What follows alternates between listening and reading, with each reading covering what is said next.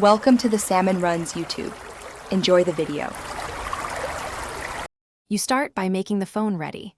Check the One UI update and ensure your Samsung model supports Live Translate. Once done, grant location, microphone, and nearby devices permissions so audio and context work reliably.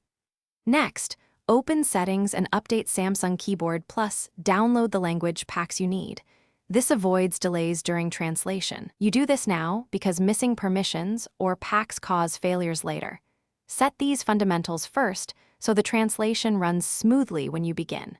You enable Live Translate during typing.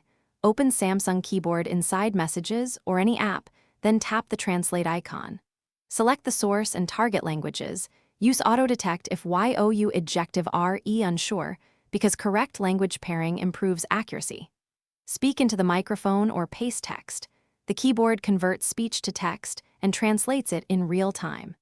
Make sure to switch to full conversation mode for back-and-forth dialogue. This keeps translations continuous and reduces. To finish, review the translated text in the keyboard preview and edit any phrasing before you send it. This avoids mistakes in tone or context.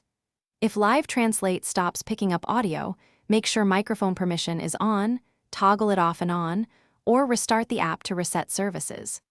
For poor translations, update language packs and retry using clearer speech or shorter sentences. These steps improve recognition and accuracy, so your conversations stay natural and useful.